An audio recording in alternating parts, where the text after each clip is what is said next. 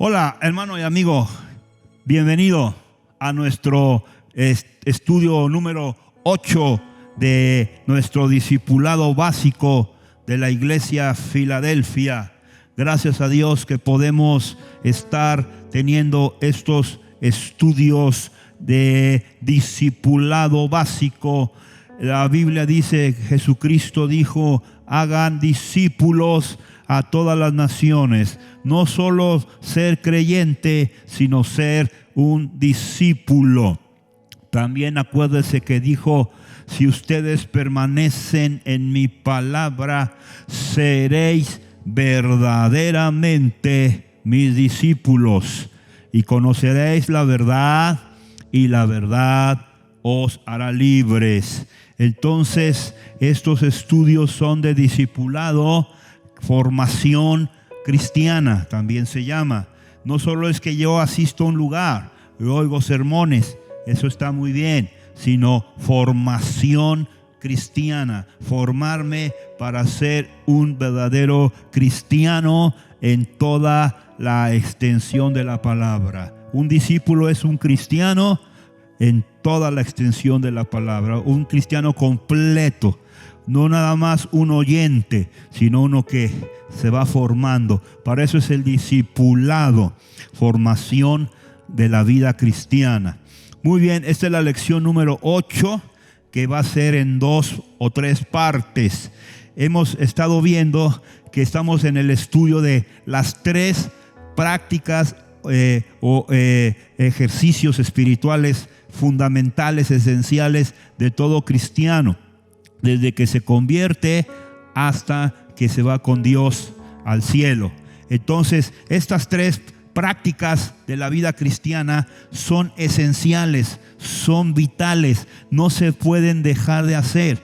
Aunque hay como 40 temas más, 50, muchas cosas que hay que aprender, pero estas 3 que estamos ya viendo son esenciales. Número 1, a estudiar, meditar y practicar las Sagradas Escrituras. Eso ya fue la lección anterior. Hoy también vimos que otra práctica es la vida de oración, la práctica de la oración individual y congregacional. Y la tercera práctica es el congregarse en una iglesia cristiana, que ese es el tema que vamos a abordar en este momento. Es necesario congregarse en una iglesia cristiana. Desde que me hago cristiano, congregarme, vamos a ver el por qué tengo que congregarme, y eso lo tengo que practicar siempre hasta que yo me vaya con Dios. Estas 3 prácticas son la esencia de una vida cristiana: estudiar la Biblia, orar y congregarse en una iglesia donde se predica la palabra de Dios. Vamos a entrar en ese tema en esta lección 8, parte 1, la importancia de congregarse en una iglesia, en una congregación. Vamos a hacer una pequeña oración. Gracias te damos, Señor, porque nos permites entrar en la lección número 8 de este discipulado cristiano, formándonos para ser discípulos de Cristo, completos y maduros. Gracias, Señor, por esta lección número 8, que es la importancia de congregarnos en una iglesia, porque esa es tu perfecta voluntad. Amén.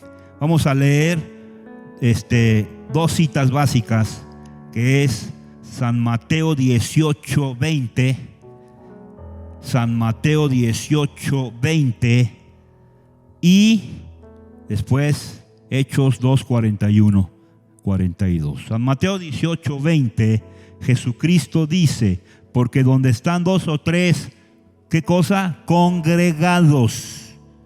La palabra congregación, ¿ya lo vio? No es que yo no me congrego, porque donde están 2 o 3 congregados en mi nombre, allí estoy yo en medio de ellos. Vamos a ver otra cita básica que ahorita viene a mi mente. Hebreos 10:25.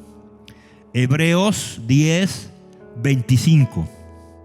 No dejando de congregarnos, como algunos tienen por costumbre.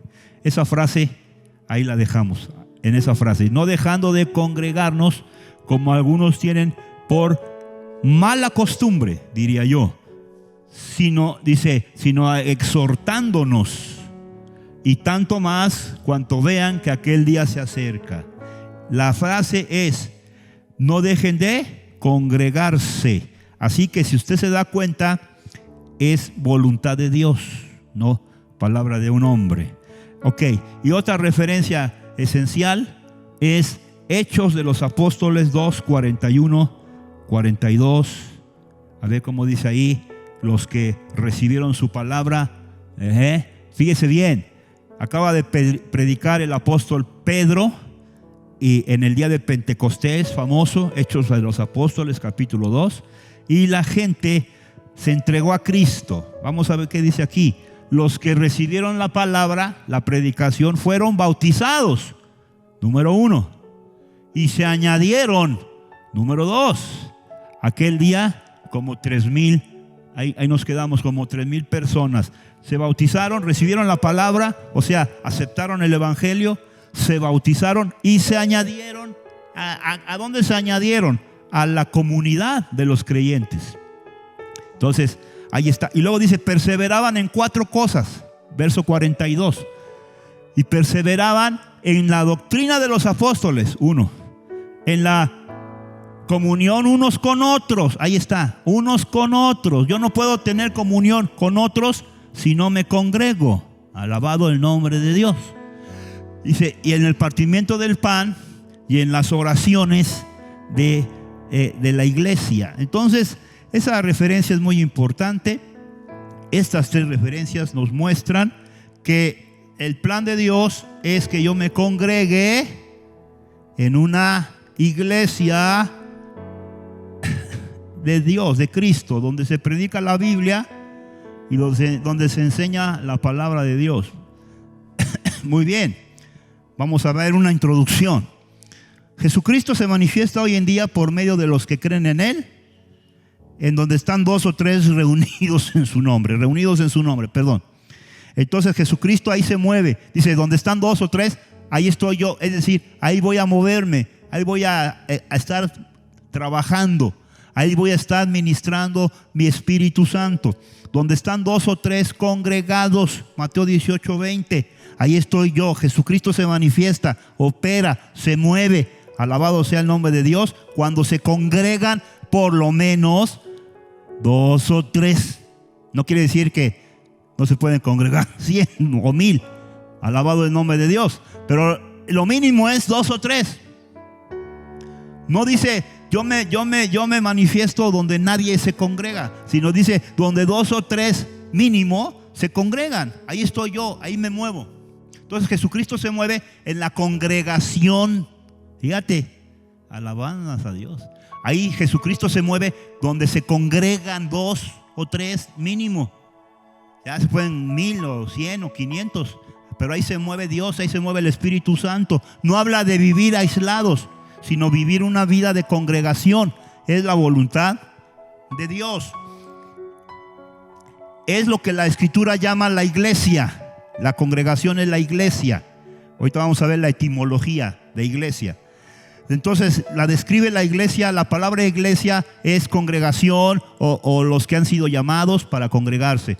Y hay 2 aspectos de iglesia. La iglesia que se conoce como universal.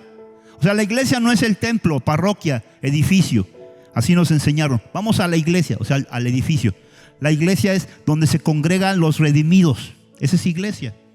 Entonces, la iglesia tiene 2 aspectos: el aspecto universal y el aspecto local. O sea, la iglesia universal es todos los creyentes que están esparcidos en el mundo, en China, en África, donde sea, son cristianos, ya son salvos, son hijos de Dios. La iglesia universal que está esparcida en el mundo, esa es la iglesia. Cuando tú te conviertes a Cristo, ya eres parte de la iglesia universal. Pero falta congregarte en una iglesia local. ¿Qué es eso? Entonces la iglesia, los llamados, los que se congregan, los redimidos que se congregan en un lugar. Entonces la iglesia es universal, está en todo el mundo. Y la iglesia, en términos locales, dice la iglesia local, es un grupo de cristianos. Pueden ser 2, 3, 1000, 40, 50. Bendito el nombre de Dios. Un grupo de cristianos que se reúnen en un lugar específico, geográfico. La colonia Roma, la colonia Hidalgo, donde sea. En México, en China, donde sea. En un lugar específico, geográfico, se reúnen 2 o 3 cristianos para adorar, instruirse y estudiar la Biblia. El propósito de la congregación es tres puntos: adoración, instrucción y comunión. Se congregan para 3 cosas: adoración, instrucción y comunión. Mínimo 3 cosas, los propósitos de la iglesia. O sea, no me congrego para estar platicando ahí, contando cosas. Me congrego, dice, para 3 cosas. Ya sea 2 o 3, 100, 50, me congrego para tener 3 cosas: adoración, comunión, instrucción. Entonces, esa es la iglesia local, en la Roma, en la Hidalgo, en donde sea. Hay miles de iglesias locales. Entonces, una cosa es el aspecto universal y otra cosa es el aspecto local. Pero como sea, debo ser parte y congregarme en una iglesia local, universal, y participar del plan de Dios para la iglesia, para el cuerpo de Cristo. Muy bien, esa es una introducción. Vamos a ver un primer punto sobre la iglesia universal. Y luego veremos otro punto sobre la iglesia local. La iglesia universal, todos los cristianos que están esparcidos en el mundo, donde quiera que estén. Bendito sea el nombre de Dios, la iglesia universal. Vamos a ver 6 puntos sobre la iglesia universal. Número 1, y vamos a cotejar las citas bíblicas en la pantalla, se le llama edificio de Dios. Edificio no se refiere al edificio de concreto, sino espiritualmente es un edificio. Se le llama edificio de Dios a la iglesia. ¿Por qué? Porque tiene fundamentos, porque tiene arquitectura, espiritualmente hablando. Primera a los Corintios 3:9. Gracias. Bendito sea el nombre de Dios. Primera de Corintios 3:9, porque nosotros somos colaboradores de Dios, dice el apóstol Pablo. Hay dos términos sobre la iglesia. Dice, ustedes, vosotros, iglesia de Corinto, en este caso, sois labranza de Dios y edificio de Dios. Hay 2 términos: labranza de Dios, la iglesia, o sea, los creyentes, los redimidos, los salvos, los que han sido lavados con la sangre de Cristo, estén donde estén, se congreguen en un edificio, en una cárcel, en un hospital, en un restaurante, donde quiera que estén los redimidos, son 2 cosas: labranza de Dios y edificio de Dios. Y luego ya Pablo dice, yo puse el fundamento como arquitecto. Es decir, metafóricamente, no se refiere al edificio físico, este punto, edificio de Dios, porque tiene fundamentos, porque tiene una estructura, porque tiene un diseño, porque tiene una estatura. Edificio de Dios. Bendito sea el Señor. La iglesia universal, la iglesia de Cristo, es simbólicamente hablando edificio de Dios, y hay arquitectos espirituales que son los ministros. Bueno, ya en otra ocasión nos vamos a profundizar, pero así se habla de la naturaleza de la iglesia, edificio de Dios. Y fíjese ahí también en el 3:11.2, el fundamento de ese edificio es Cristo. Como un edificio físico tiene un fundamento, el edificio espiritual tiene un fundamento. Note usted que no dice que el fundamento es un hombre, como dice una religión, que es el apóstol Pedro. Fíjese bien quién es el fundamento del edificio. Dice 1 Corintios 3:11, porque nadie puede poner otro fundamento del edificio. Alabado sea Dios, el cual ya está puesto, el cual es Jesucristo. Él es el fundamento, Él es la roca. En una ocasión dijo, sobre esta roca, fíjese el paralelismo, Sobre esta roca edificaré mi iglesia. Mateo 16. Es lo que le dice al apóstol Pedro. No le dice tú, Pedro, eres la roca, sino dice sobre esta roca, Cristo, 1 Corintios 3:11, edificaré la iglesia. Edificación, construcción, edificio. Bendito sea el nombre de Dios. Entonces, número 1 es un edificio espiritualmente hablando, que tiene, número 2, el fundamento, que no es Pedro, no es Pablo, no es Felipe, no es X, es Jesucristo, es el fundamento del edificio.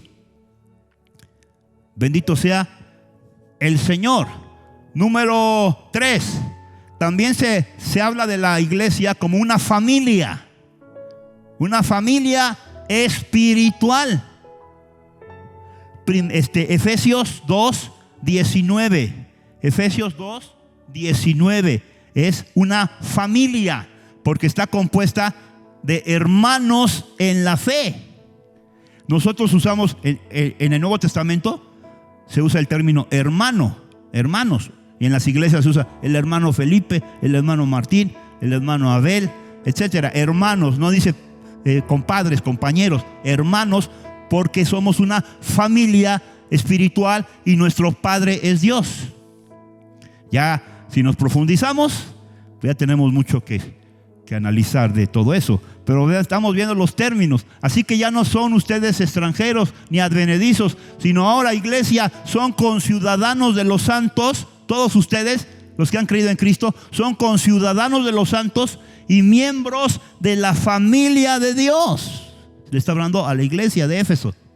Somos dos cosas: conciudadanos, ese ya es otra predicación, y miembros de la familia de Dios, porque Él es nuestro papá.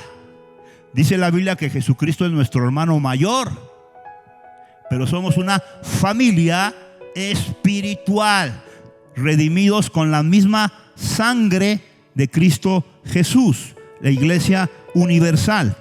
¿Usted ha visto una familia terrenal donde nadie se habla? Donde cada quien anda, ¿quién sabe dónde? Eso no es normal. Una familia terrenal se reúne, vive en un lugar, conviven, se aman. Eso es en el plano natural. Entonces, si soy familia espiritual, no puede ser que no me interese nadie, que yo viva aislado, que no me importen los demás, porque entonces eso no es como ser una familia. Ya veremos después que todos tenemos defectos, errores y que no sé qué, pero todos somos familia, hijos del mismo Padre y hermanos en la fe, aunque usted no lo crea y aunque a usted no le guste, es la palabra de Dios. ¿Ok? No se enoje. Número 4, a la iglesia universal. O sea, yo soy hermano de los hermanos que están en Corea, en China, en África.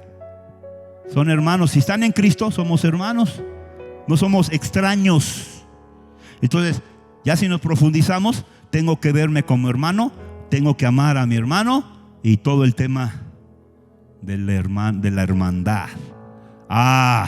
Bendito sea el Señor. Eso es lo que enseña. Estamos viendo un poquito sobre la iglesia. No me importa la iglesia. Pues yo no he visto a alguien que diga: no me importa mi mamá, no me importa mi papá, no me importa mi hermano, porque entonces algo mal está ahí. 4, se le llama morada de Dios.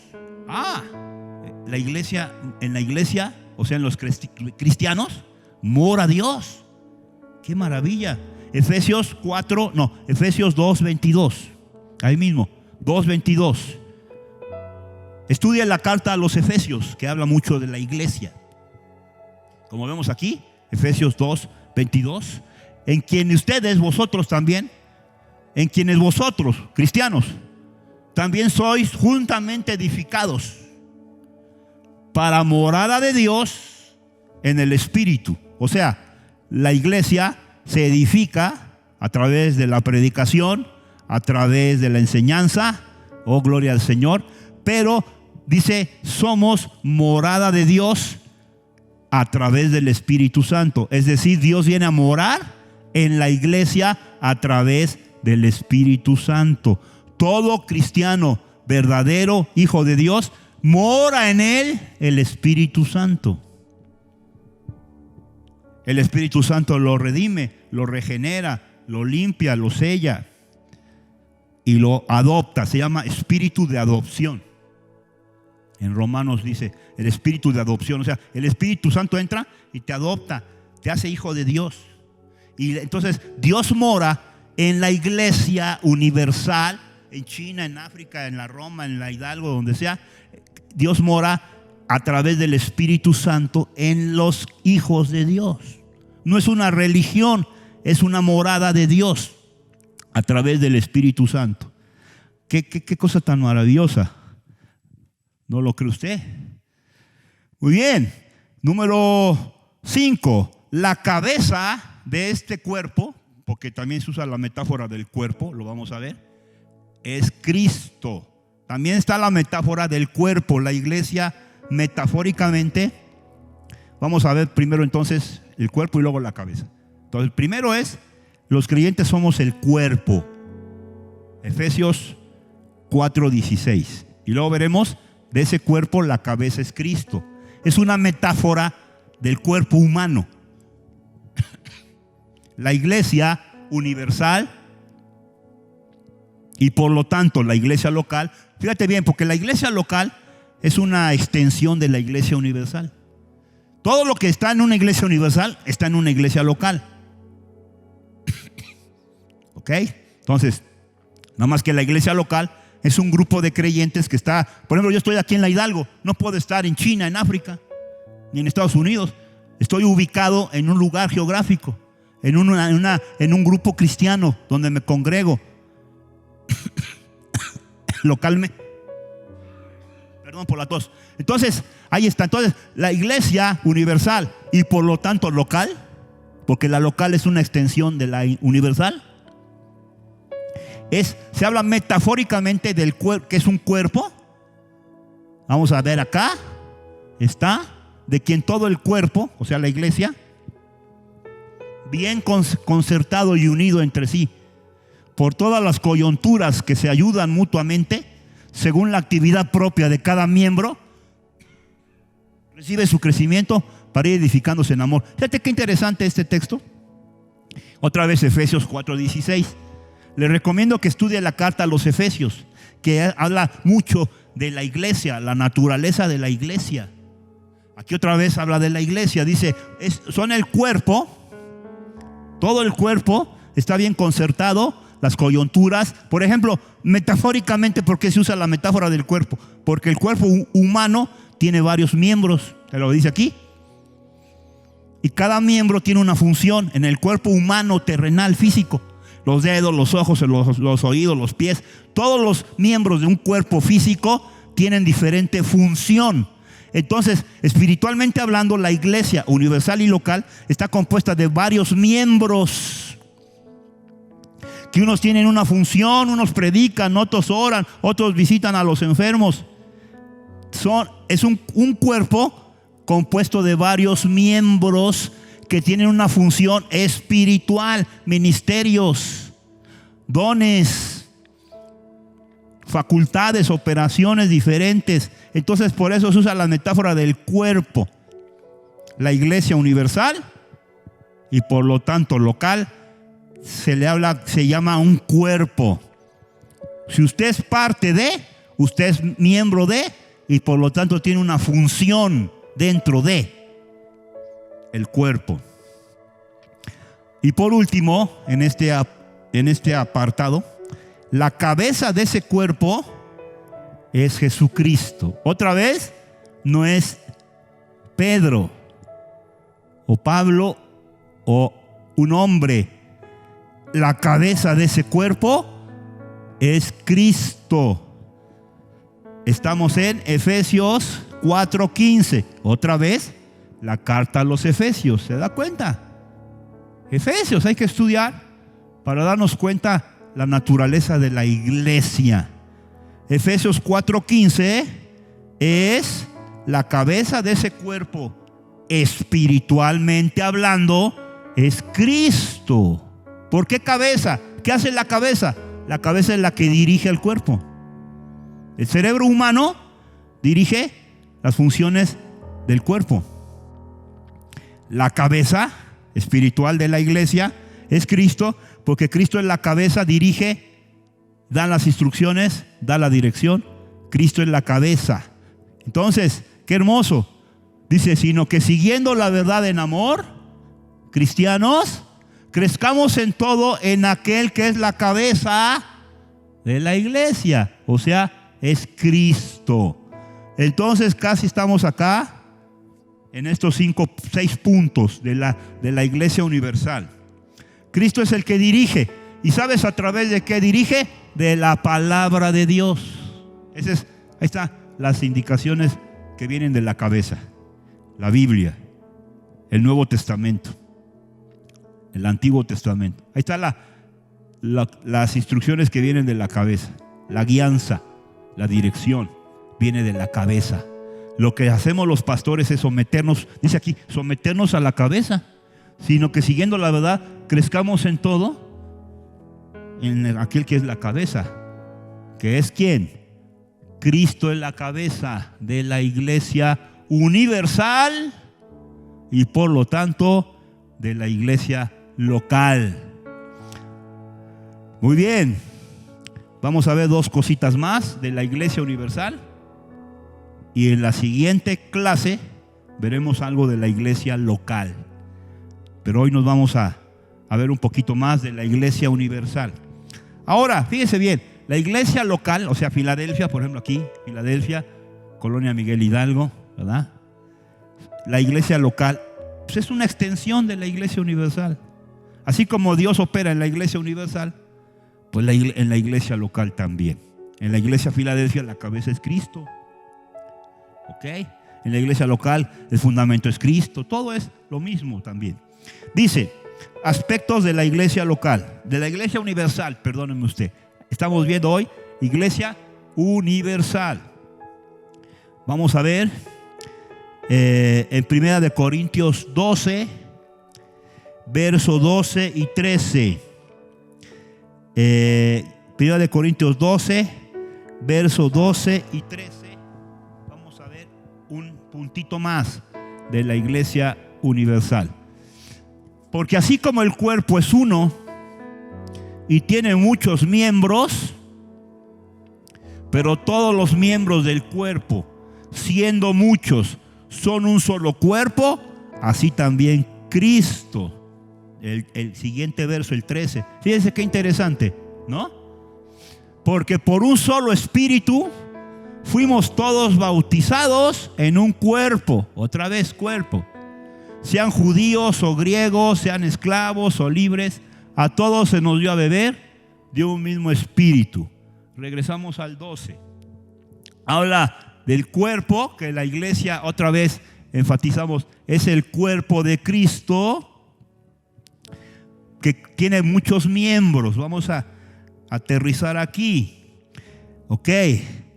Al nacer uno de nuevo, cuando Cristo entra a mi corazón, me salva, me perdona, me limpia, soy hijo de Dios, me convierte en hijo de Dios y me convierte en miembro de la iglesia universal, y tengo que añadirme a una iglesia local, porque yo no puedo estar en China, en África al mismo tiempo, ¿verdad que no? Tengo que estar ubicado en un lugar. Ok, pero ve aquí la frase, déjeme enfatizar un poquito. El verso 12 dice, porque así como el cuerpo es uno, o sea, el cuerpo humano es uno. Usted tiene un cuerpo, no tiene 2 cuerpos, 3 cuerpos. Pero ese cuerpo tiene varios miembros, tiene muchos miembros. Los dedos, los ojos, las orejas, etcétera, muchos miembros.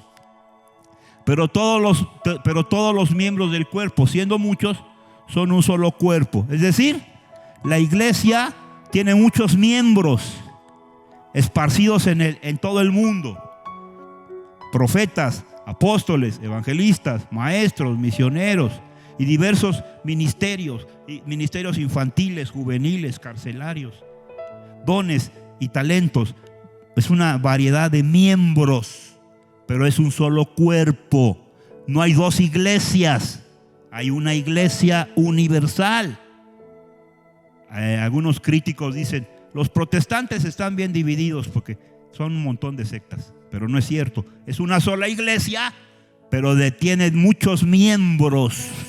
Esa es la idea correcta. La iglesia es una, no hay dos iglesias.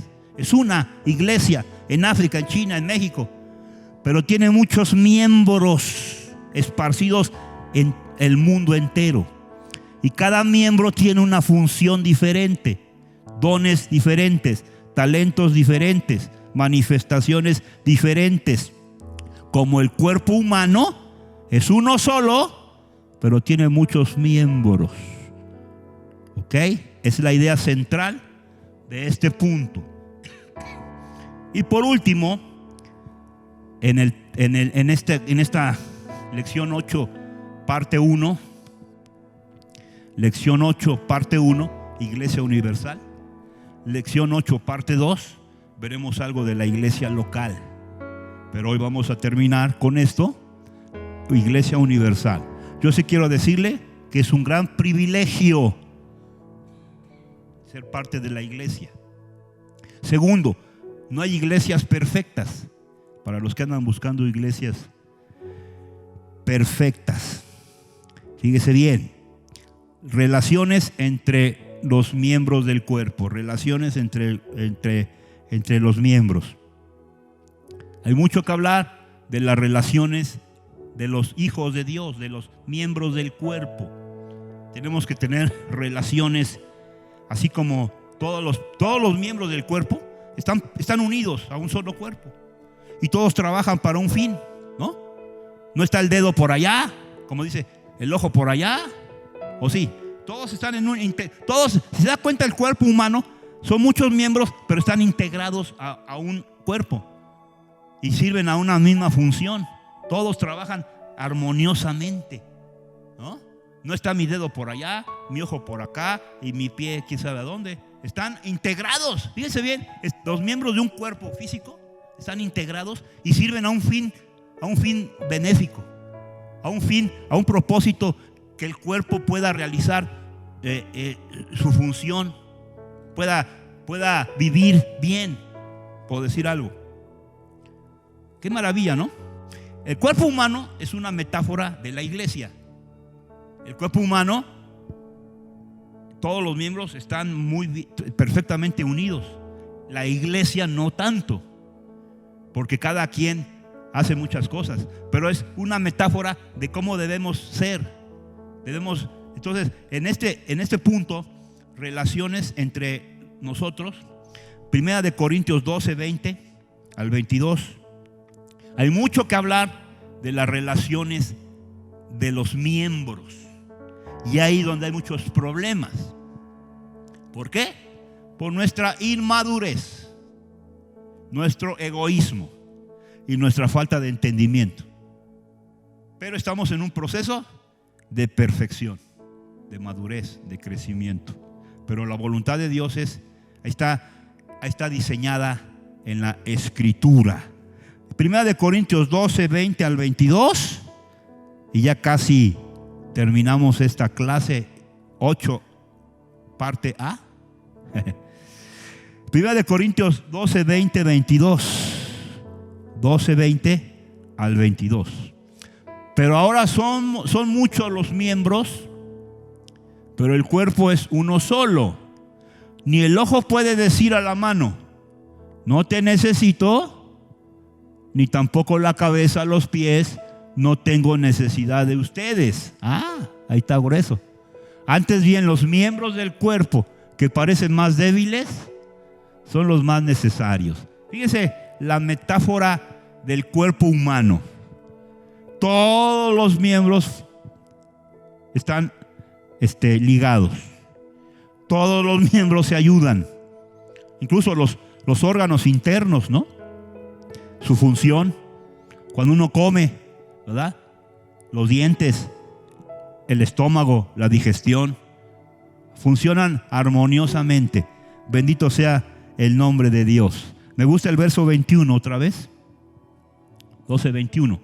Dice, ni el ojo puede decir a la mano. O sea, en el cuerpo humano, el ojo no le dice a la mano, no te necesito. Porque entonces, ¿cómo agarro, no?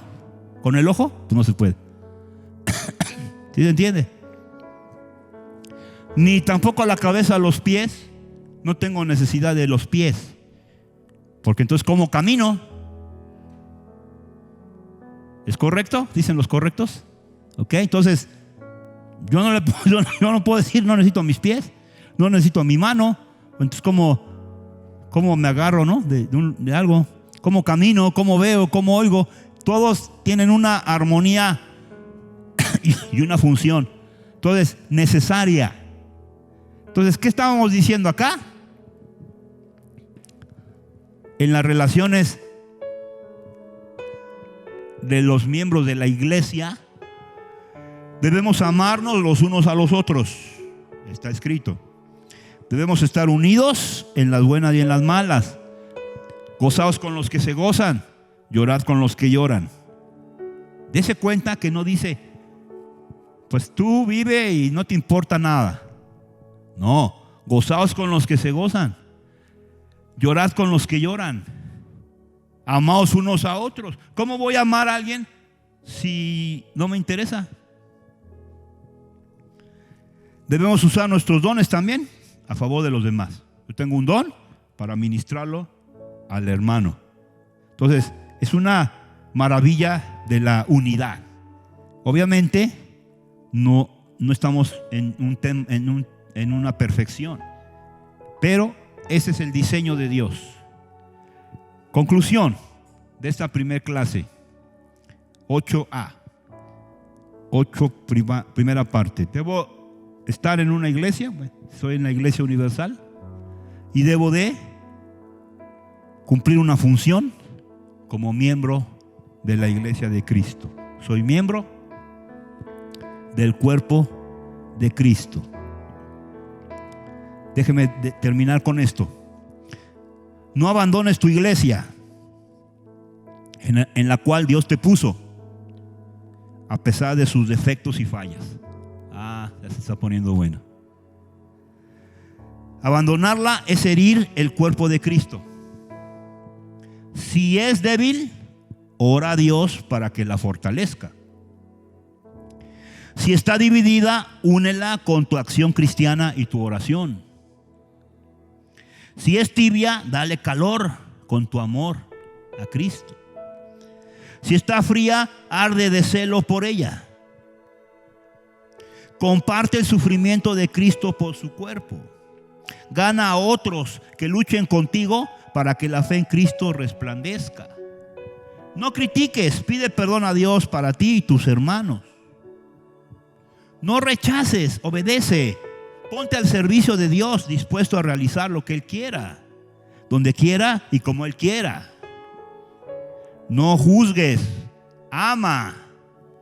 El amor cubrirá multitud de pecados, pues en eso conocerá el mundo que somos discípulos de Cristo y que nos amamos los unos a los otros como Cristo nos ha amado. Esa es la palabra perfecta de Dios. Unámonos y participemos en la iglesia de Cristo, porque Él dijo: yo edificaré mi iglesia y las puertas del infierno no podrán contra ella. Oramos. Gracias, Señor, por esta lección número 8, que empezamos a ver la importancia de congregarnos en una iglesia y participar de la vida de iglesia, encontrar nuestro lugar y nuestra función. Como en el cuerpo humano, cada miembro cumple una función. Gracias, Señor, por el privilegio de ser parte de la Iglesia Universal, pero tú quieres, como lo vamos a estudiar, que nos unamos a una congregación local. Independientemente de cualquier cosa, esa es tu voluntad. No dejen de congregarse. Donde están 2 o 3 congregados, allí estoy yo y ahí me manifiesto yo. Gracias, Señor. Terminamos esta lección 8. En el nombre de Jesús. Amén. Te esperamos en la siguiente lección. Muchas gracias.